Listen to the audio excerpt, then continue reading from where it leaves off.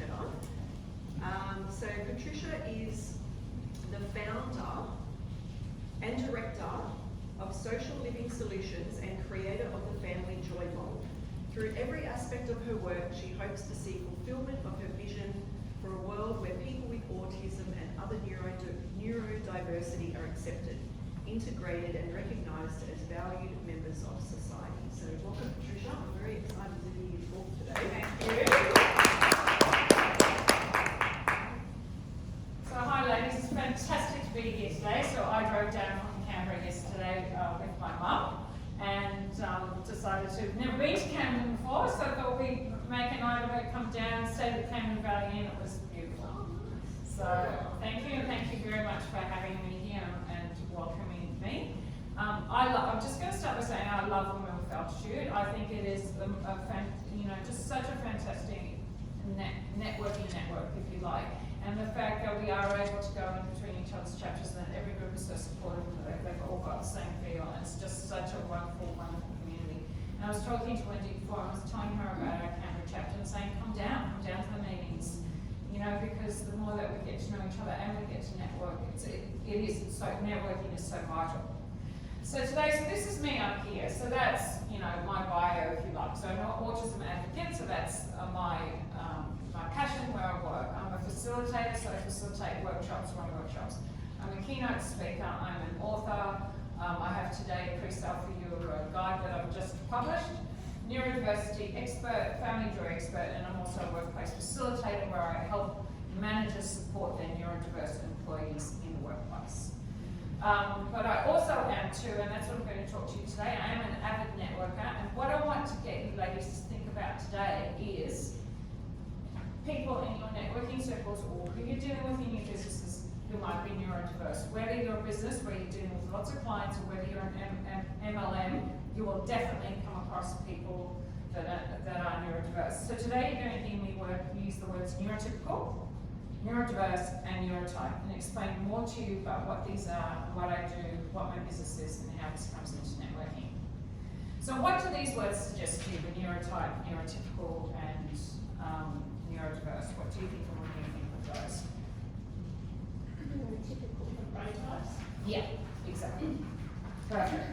So this is me. So my vision is for a world where all people with autism and other neurodiversity are accepted, integrated, and respected as valuable members of society, no matter what their ability.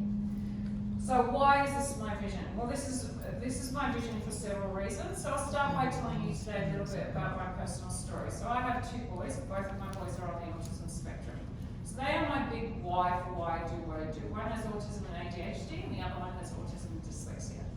I myself was diagnosed 2 years ago with ADHD, and the story that Donna spoke about at school was exactly my story as well. So people that are neurodiverse are not disabled, right? Yes, there are challenges, there certainly are challenges, but what I want to talk to you today is about their strengths. But I also want to let you know that, as I was saying, in networking, there will inevitably be women that you come across at events who are neurodiverse and you don't realise. And today my focus is particularly on women, and we'll touch why on this later, okay? And then you will get clients and customers depending on your business model who are neurodiverse. And I also want you to get you thinking, and this is what I'm going to talk about now, once you realise how high the statistics are about how you deliver information to people and whether you should be changing the way you do this. Because there are a lot of people in our age group, particularly the 40s, 50s, 60s, who are walking around undiagnosed. Like when I told you I was diagnosed 2 years ago, I was 52 years ago. So that's how long it took me to be diagnosed. And when I work with adults in the workplace, a lot of those people were not diagnosed until their 40s or 50s. And it's often their children get a diagnosis, which is what happened to me, that leads you to thinking, oh, hang on, that's me, that's what I do. And then you get a diagnosis. And then you've been struggling all your life, and then all of a sudden you realise why you've been struggling. So the statistics I want to share with you today are that the average life expectancy of a person on the autism spectrum is 54. Okay, that is lower than our Indigenous people. And the reason why it is 54 is because People who are neurodiverse, so whether that's ADHD or ASD, autism, are operating under a much higher level of anxiety constantly. So if you think what that's doing to your cortisol in your body all the time, that's why their life expectancy is shorter. So the average age is 54. The unemployment rate is 85%. Okay, so that's really important. So that's why I'm talking to you today, particularly if you have kids or that you suspect are on the spectrum. Diagnosis is critical because the earlier we get in and the earlier we help these kids, the better their future is. So as I was saying, 85% is the unemployment rate of people who are neurodiverse. Sorry, can I just ask you a quick question? Do you speak in schools with teachers? I work in schools, I could go in there, but no, I don't speak in schools, yeah, because schools are very hard to break into, that's why. But I work with clients who, yeah, go to school. And just to make you, so these are just some figures, and these figures are pretty alarming. And the mental health and anxiety conditions that go along with having autism or ADHD, and most of us will have anxiety, most of us will have depression. That's pretty common. So that's what these people are dealing with on a day-to-day basis. But what I want to get you to think about today is how high it probably is in the adult population. So they say it's 1 in 54 people. I believe it's much higher. Even in my work, I believe it's much higher. I can see it's much higher than that. But that's because that's where the stats sit at the moment. I did read stats recently that have come out from the US where they say they think in the United States it's 1 in 7. So it's massive. So what is neurodiversity? So this is, so just as no two individuals are the same, neither are brains. So neurodiversity is just a different wiring that gives individuals different strengths, talents, and gifts that are unconventional, and they are unconventional, like, you talk about them being quirky and things like that, and therefore people who are neurodiverse have great innovation and invention. So neurodiversity is autism, it's ADHD. But then with neurodiversity, there's this terrible word that we have what are called comorbid conditions. It's a dreadful word, but it's the word that is scientifically used. And those comorbid conditions, so you will have autism or ADHD. It's very rare that you will have those alone. You will often have, you can often have OCD with it. You can often have ODD with it. You can often have dyslexia with it, dysgraphia, dyscalculia, and other mental health and other conditions. And then of course there's the anxiety and the depression. And then a little bit later on too, I'm going to talk about the sensory issues that come into this, which is why people have what we know as autistic meltdowns or sensory meltdowns. So autism isn't a disability. It is just a different ability and a different way of thinking. It's a neurotype, so it's a different way of your brain functioning. So neurotype is the name given to one individual form of wiring, and the so-called normal neurotype is referred to as neurotypical, so NTs. So people that are neurodiverse are called, like and you'll hear autistic people talking about neurotypical people and neurodiverse people. And neurodiverse, I was reading about it yesterday, is an interesting, there's a lady, and I can give you her name afterwards, and she did a PhD in 1998, and she is the one who coined this phrase neurodiverse and started looking at diversity and diverse brains. What I'm saying is I don't necessarily think neurotypical is the most typical brain. We think it is, but I think it's just because we've just touched the tip of the iceberg in diagnosing people and actually recognizing neurodiversity and how many people are actually neurodiverse. Because when you look at all those comorbid conditions that sit with it, those people with dyslexia and dysgraphia and all those conditions, they're neurodiverse as well. They have brains that think differently. They will often have sensory issues together with their dyslexia. So you can have those things stand alone, but you still will be neurodiverse. You won't be neurotypical because your brain thinks differently. Dyslexic people think differently. They're often very creative. They have the ability to think outside the box, which is why they're so good, with maths and numbers and things, because they're often like your engineers, your architects, people like that. So I just want to talk to you a little bit today about masking. and what masking is, because this is why I believe that the stats are higher than what we think they are. Okay? So, females mask. So, females with autism mask. So, they used to think that it was every 1 girl to 4 boys. So, autism and ADHD were always seen as male conditions, if you like. That only males could have autism and ADHD. They now say it's 2 females, I beg your pardon, to every 4 males, but I actually think it's even across the board. For example, to give you an example, my work, and I work with teenagers and children, 80% of my clients are female, 20% are male. So, but what girls do is they mask. So how masking presents, so if you think of preschool, you know how with boys you've got that typical where we think if they line up the trains, you know how there's all that typical stuff with autism with males, right? And yes, that is what boys do, and the reasons why they do that is because people on the spectrum control is very important, right? So they like to have a sense of control because the world is so sensory stimulating for them that they feel that need control. Girls don't do that. Girls will know that something's up, and this has to do, and I can say this because I'm in a room full of women, that we are very different to men and we do mature quicker than boys. So girls realise something is up, right? And so what they do is they watch other girls in the preschool room or the kindergarten and they mimic them.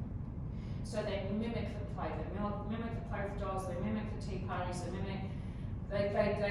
they're constantly watching, so you think they're like hyper-vigilant, constantly watching, and they're constantly watching other girls and how they act, and then they're mimicking that behaviour. Now, what this does later on, and girls are often misdiagnosed with bipolar or anxiety, or they develop eating disorders, all this, because they're masking their whole life. That autism diagnosis gets missed, and then they develop other conditions, comorbid conditions, because that they haven't been diagnosed. So that's what's happening with females. So typically, like me, diagnosed 2 years ago, I masked my whole life. You develop ways to cope, and you watch, and you know, in school I always struggled. I struggled with friendships, all those sorts of things, because I'm not the typical female. But of course you don't know what's happening, so you're just kind of watching, thinking, oh, do I do this, do I do that? So that's what girls are doing. So it puts them under a much more higher propensity for mental health issues and anxiety.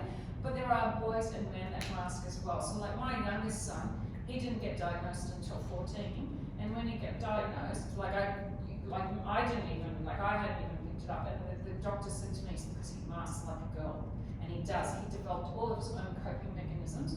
When he went to assembly, the noise, he would sing a song to himself over and over in his head. He would fiddle with his shorts, so he didn't look. He figured out ways to fit in and to not, appear weird. I know with reading, a lot of children masking, they'll go to a big extent to memorise things, so that their language problems don't get Yeah, and that's what he did because he's dyslexic as well. Yes. So, and see, the thing is he's so intelligent that he would see what he does. So you think how hard your brain is working when you're in year 1, year 2, you're learning how to read, and you're dyslexic, so you don't know what the word is, but you're intelligent enough to work out what you think it is. So the reading doesn't get picked up because he could actually say that word, but couldn't read it. But he knew that that's probably what the word should be that was there. So so I didn't like the dyslexia got picked up when he was in year 2 because I kind of noticed, and we have dyslexia in our family, so I kind of thought, something's not right here. But a lot of people, and because often these people are so intelligent, so they're operating under these massive levels of anxiety all the time, and he just thought that was normal. He just thought that's what everyone else happened to everybody else. So so every individual, I just want to talk to you a bit about sensory issues, because this is really important too. So every individual will experience sensory overload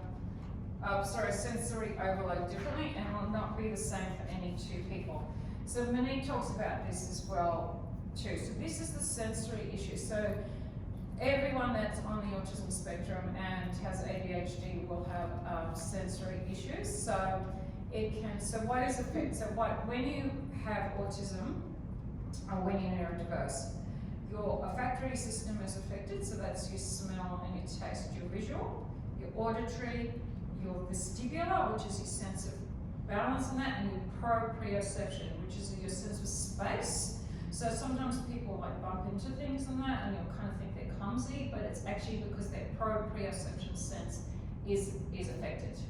So these are the senses that are affected. So what this often means is that the world is too fast for them. So someone's standing up here like me and talking, so if you think in a workplace, in a classroom, if you're giving that person instruction, it virtually, me talking to them like this would come out like garble, okay? Because their processing speeds is affected in their brain and their executive functioning. So you need to think of different ways that you give them information. So in workplaces, in networking groups, things like that, it's called scaffolding. So maybe you need to break it down, and you break it down and often give them written as well as verbal instructions at the same time, because they will have difficulty. Like if I said to my son who's 18 when he was little, if I said, okay, put your socks on, put your shoes on, get your lunch, put in your bag and get in the car, all he would hear is put your socks on. None of the rest of it would happen, right? Because he's trying to and he can't remember any of it. So that's what's happening. So that's what I mean by too fast. And for some people, it's too bright.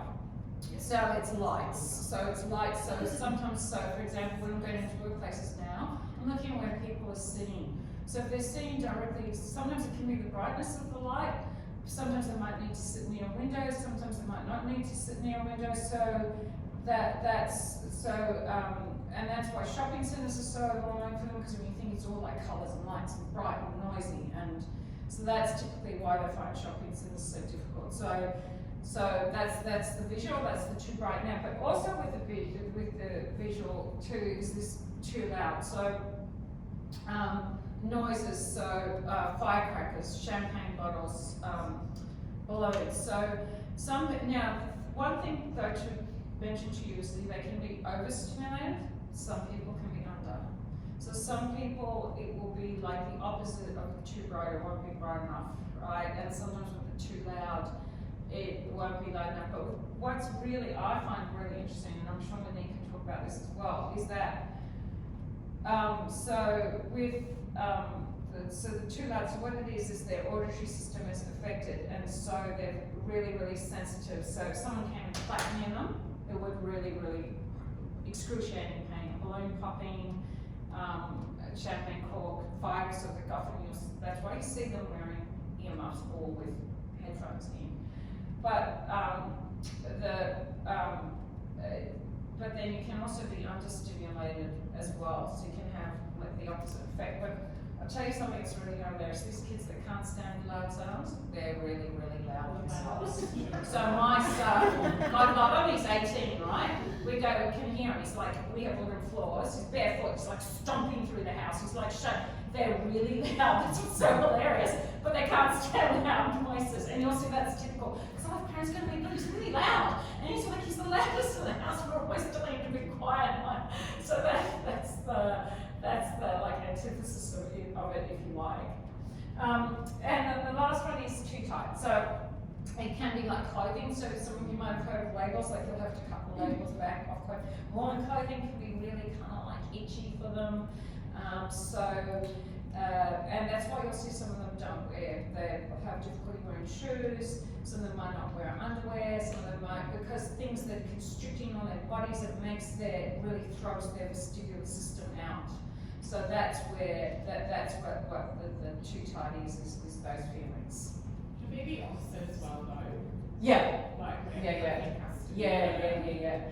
Yeah, because like, and then that's where they want the tight feedback, the pressure. Yeah. So just thinking about this too, as this is also applies to adults, so this can be going on, so there could be somebody sitting in here. So also too, like to give with fluorescent lights, which there aren't any in here. Fluorescent lights have a buzz. Now, I don't know, but people who are neurodiverse, they will hear the fluorescent lights and it will drive them crazy. Now, what are classrooms full of? Fluorescent lights. What are workplaces full of? Fluorescent lights. So, I mean, and they talk about why can't they function in the world? Well, maybe we need to look at the world and changing it so that people can function, rather than just saying to you, well, you just got to fit in and just manage. So I'm just going to talk a little bit about stimming now. So So, do any of you know what stimming is? No? Stimming. So it's S-T-I-M-M-I-N-G. So what stimming is that, so if you think about it, people who are neurodiverse, their nervous systems are in overload all the time. So stimming is behaviours that they will bring in to try and regulate their nervous system. Now little kids will not realise they're doing it, adults who are aware might know that they're doing it. So what stimming is it's the hand flapping. They might do this, might put their fingers, they might tap pens, they might the fidget toys that you showed me yesterday, so they'll have the fidget toys. So, well, what they're actually doing is trying to regulate their nervous system. So you know how I was talking about that tightness? So like with some kids that I've worked with, like their parents literally will go and get a pillow, put the pillow on top of the child and lie on top of the child because the child needs that feedback to regulate their nervous system. So that's what stimming is. So it's different, but there'll be all people have all kinds of different stims. It can be like things that you won't even. It could be like an eye twitch.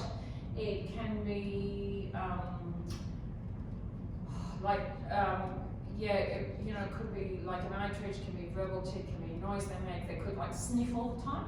Like I had a young girl that I worked with, and she would just go. I thought it was anxiety. I've got a girlfriend who used to work, but she always sniffed. And I'm like, it's all right, just relax. And I used to pick up on it. She started sniffing when the pressure was on. Yeah. So that can be a stim. Because people who also too, because adults who are, and particularly ones who aren't diagnosed don't know, they'll develop these habits, but they won't know why. That they're actually trying to regulate their nervous system. So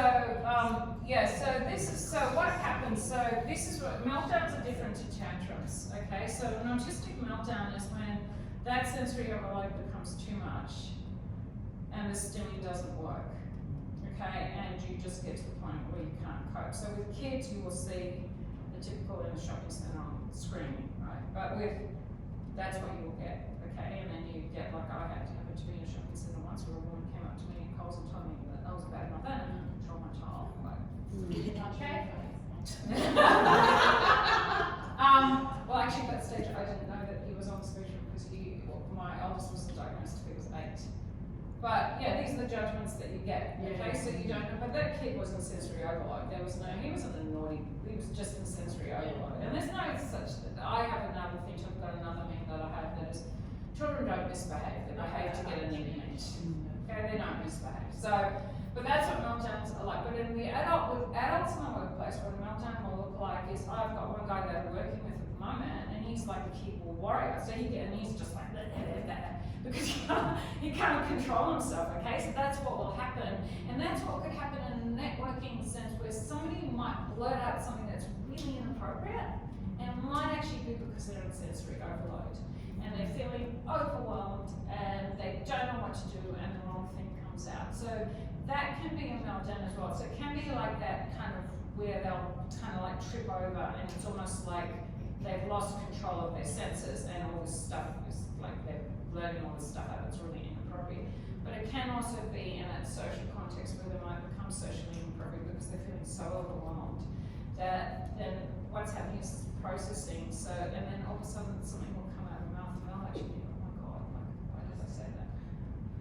So that's why it's really, really important to understand sensory stuff because the meltdowns are a sign of overwhelm. There's a sign that surroundings or happenings at that point in time are overbearing, and also too that they can, occur. So if you think about it, and I won't go into it too much today because I don't have the time, but it's like a whole lot of things accumulating in the day that get you to that point of meltdown. So I have a system that I work with people. It's called an energy accounting system. We actually purposely record your energy throughout the day so that you can actually stop deposits in so that you don't get to meltdown point. So that's, and this is useful for people that aren't neurodiverse as well. So this is my passion. So it's about turning disability into visibility. So everyone's worthy and should be given the support and opportunities to achieve their dreams and goals. And this is what I think is so important, particularly with our kids in education system. Education system really is failing our children really need a serious overhaul in the way that things work so that our kids can learn better. So my passion and my drive around all this is pivotal concept is around reframing what we think of as a disability. And especially so in our networking circles and models and our workplaces. And most people have an awareness of their trajectory in life, but typically those with autism and other disabilities don't. Now this is something that I learned about a while ago. I did a course in what's called social role valorization. So a neurotypical person or a person without a disability, so this isn't just people with autism, I'm talking more, cerebral palsy and all different types of disabilities. So a normal person has a trajectory like this, okay, they're born, they go to preschool, they go to kindy, they go to school, they go to high school, then they go to high school, they either typically enter a job, they go to TAFE, they go to uni, and then they go into work. A person with a disability, their trajectory is like this, so they're got a disability. They're often put and into like special schools into special schools. So then they go from special schools, into that trajectory of kind of going downwards, because instead of being included and having an inclusive society, they're separated from society. Okay, and when I went to a conference, a lady got up and she said, "We do not have separate shopping centres for people with disability. Why do we have separate schools?" Right? And I'm not saying that, there are some with severe intellectual disabilities and that, yes, it is necessary, but what I'm talking about is to be able to integrate it better so that we don't kind of eyeball people and look at them if they're in a wheelchair and they're dribbling or whatever, but that we just realise that this is the human race, we're diverse, we're different, there's so much difference, that this is the awareness to just trying to create and just get you thinking. Because that is really important, because that trajectory is pretty sad, and that's why the unemployment rate is so high, because it's not equal, it's not being equalised. And I think that's the thing with schools too, is that there's such a straight line with those children that they just don't have any, going around it. Because I know with my daughter, because she's on the spectrum, her thing was she had to wear a hat because that was like her comfort zone. So it's probably the tightness of them. Yeah, just like having this hat on, and they said she's not allowed to wear a hat to school. And I said, you know what? It's the choice of she goes to school with a hat or she stays at home. You need to choose. Oh no, it's not part of the uniform. I go, okay. So she stays at home because they won't let her wear a hat, and I kind of go, you need to pick the battle. And if it's such a bad thing that a kid's wearing a hat, that they can't turn up to school, and this is where I just that comes from a story in England. Just So irritates me we're not so there anymore. No. I mean, I've had arguments with schools about kids, so dyslexic kids, they often need more water. Yeah. They're able to have a water bottle on their table. Yeah. Argue with the teacher, but no other child in class can do that. Well, if you put a bottle of water on every child in the class, that would probably help every kid in the class, because they're probably all dehydrated. Yeah, that's it. Right? Or movement breaks, okay? Yeah. That movement break that you put in, first of all, there's probably 5 other kids in that class that are undiagnosed anyway, so that movement break, even for that autistic kid, is going to help all. But then it will help everybody, because they're all 8 or 6 or whatever, and they all need to move. Yeah. And not sit there, because exactly as Monique was saying, the way the schooling system works comes from the Industrial Revolution, where we were being trained to work in factories. Robots. So that's why we have bells in schools, because in factories they have bells, and that's why we all sit in rows, because in factories that's what you do. Yeah. So schooling has not changed since then. I mean, that's not anything, the rest of the world has changed. The schooling system hasn't. Which is crazy. Yeah. Well, my daughter this year went to TAFE to do year 10. She couldn't deal with school, but she was allowed to wear a hat. Yeah. And guess what? She doesn't wear anymore. A hat. Can you believe it? And see, in Canberra they have, through the TAFE system they have, you can do big picture programs, you can do year 11 and 12 at TAFE. Yeah. And that suits a lot of kids a lot better. I know. Anyway. So see the able and not the label, which is exactly what we're talking about right now. So I'm just challenging your idea of growth mindset. So growth mindset is out of the box thinking. It's thinking beyond what you perceive. Okay, so it's not placing labels or limitations on yourself or others. and you encounter in your life, what you encounter in your life, whether it be business or personal, and enables others to harness their skills and utilize them. And everyone has the right to a meaningful life where they feel valued as members of society. So I'm just going to talk to you now a little bit about strengths of people with autism, because I've talked to you about the challenges that neurodiverse people face. So I just want you to realise that they're often very creative, have the ability to think outside the box, have great empathy for others' feelings, they're sensitive, they make loyal friends, and they're loyal employees. So they are very, very loyal employees. They have great attention to detail, which is why they're fantastic in the workplace. They don't lie. They won't take a sick leave unless they're really on sick. They stick to the letter, follow instructions to the T, and they come at problems from a different angle. And they add to productivity of the workplace. So why is support important? So sometimes bonding with others who are experiencing the same challenges with neurodiversity that you are brings realization that others are on the same journey. If we all bond to support one another, then we all find tremendous peace, joy, and positivity as we share mutual experiences and journeys and see all the different paths to get to the same destination. So this is why a supportive environment is so important. And with networking groups, that's why I believe it is so important that we know that people might be coming in with these issues and dealing with them in our businesses as well. I think there's still this huge pressure to conform. Yeah. Like in a society sort of sense. I was sitting in the waiting room with the psychologist yesterday afternoon.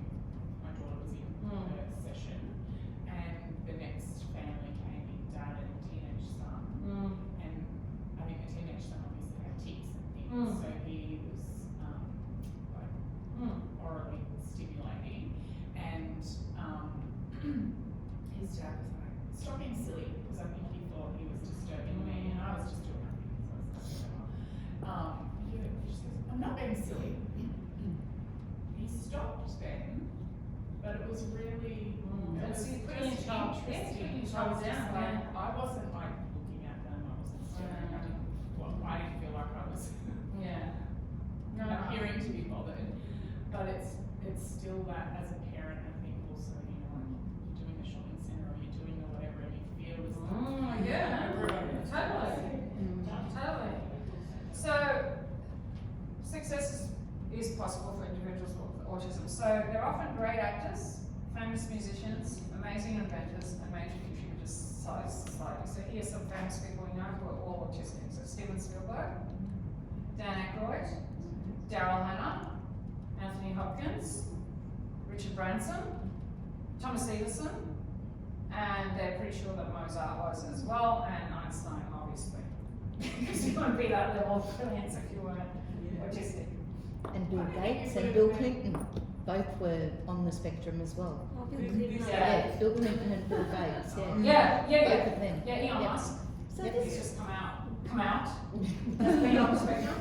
So, if you're curious to know what I do, so this is my family joy model, which is what I spoke to you about before. So, this is my 12-week journey that I take families on.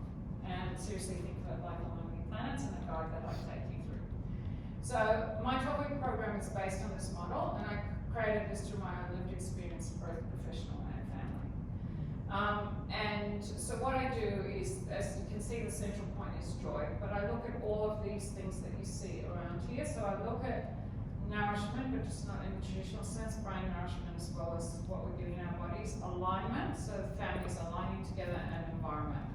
And then I go through each of those, 9 things on the outside, where this is run by week-to-week sessions where we touch on. We look at also parents embracing neurodiversity, really getting a good understanding of it, and also really being able to be the best possible advocates for children within the education system.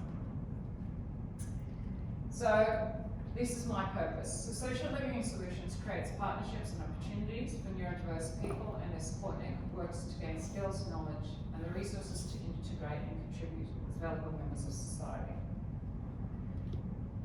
And so this is what I've got on offer at the moment. So I've got a new family joy program starting on Monday the 12th of July. You can do it on Zoom as well as in person, and I've got capability to run on Zoom or Teams or whatever you would like. So it's a 10-week program. Now, as I said, it starts the 12th of July. I'm going to be doing them at nights, but I can run them on Zoom and for women that work. And, you know, of course, I mean, mums and dads that work, but generally I tend to work with mums. So it's going to start on 12th, it's going to run for whole term. So Monday, 12th of July is first day of term, and Monday, 20th September is the last day of term. 7:30 to 9 at night, $3,500. But if you pay before the 30th of June, it's early bird. And if you have NDIS covers it. So if you have NDIS funding, they cover it. What band does it come under with NDIS? Like what? Social community participation or daily living skills, that sort of thing.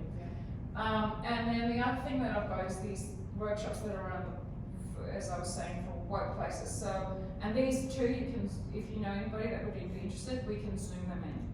Don't you love it? Zoom them in. So it's a workshop. So this is for workplaces. So it's $15.75 per person. That excludes GST. The next program is on the 17th of June. It's an all-day workshop. And it aims to arm lower to middle managers with leadership skills and strategies for bringing out the best in their neurodiverse team members. And the workshop gives you the tools to create and enhance an inclusive team. It's highly interactive, it's run in person or on Zoom. And for both of these, if you visit my website, which is Social Living Solutions, if you just Google Social Living Solutions, it will come up. It's, you can register for either of those courses. Now, before I go on, I should say that if you, or outside of here, think of anybody that might be interested in working with me, I always do a 30 to 60 minute complimentary, obligation-free call. Because it's really important, particularly if I'm going to be working with people's children, that their children feel like I'm a good fit for them. Okay, so I always, with everything I offer that, I always do 30 to 60 minutes, no charge. Because I want the parents to get to know me, and I also want the kids to get to know me as well. So this here is what, so they are ways to connect with me. So Facebook, Social Living Solutions, also Patricia Falcetta on Facebook. Instagram, Patricia Falcetta. Email is patricia@sociallivingsolutions.com.au. And then web, sociallivingsolutions.com.au, and my mobile's there.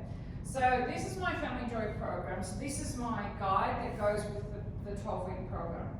Now, what I've done, and I've got, Monique's got the links, I've got a pre-sale, it's about to be published, it's going to be published very soon, within like the next couple of days. So if you're interested in buying it, it is $60 plus postage. You can purchase that today. So the idea of this is if you're interested in my program, but some people might want to DIY and might not, well, you know, like I recognize that the cost is high. So that's, you can do it yourself. So you know how I was talking about a learning plan sort of your guide? That's your guide. So if you're interested, you can do a pre-purchase of that today, and it will be out to you for the next couple of weeks. So that's me. Patricia, how often do you do the actual program itself?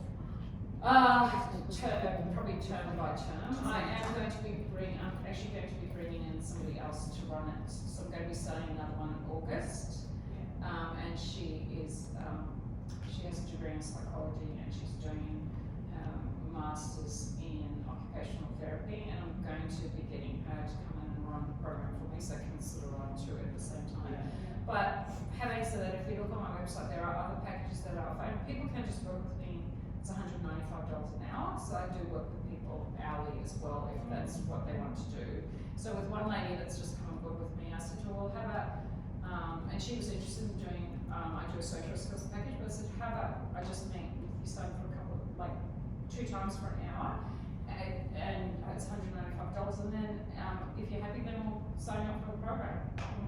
You know, so, you know, there's flexibility, you know, and, you know, I want to be able to help and work with people, so we'll always try to be flexible and find other ways of doing things, so that, because not everyone has NDIS, and I recognise that. Yeah, no, there's just a couple of parents that I know that are looking for that kind of, I think, fit as well. Just one other question about the spectrum, because you describe my son to a T, and he's always had little things, but he went for a diagnosis and it was negative because there were so many of those things that he didn't have.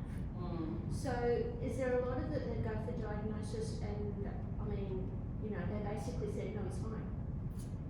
Yeah. So, And yeah. also, I mean, he's an adult now, he's 27. Yeah. So I feel like I've really missed the boat. Yeah, well, except that if he is on the spectrum or has ADHD and got a diagnosis now, it's still probably helping a lot. I mean, that does happen. My son, so the first time I took him to be diagnosed, this is my oldest who got diagnosed today, Kenrick's 9. And then what happened is because he struggled with other things, we were seeing an OT, right? And that OT said to me, Patricia, you're right, he does have autism.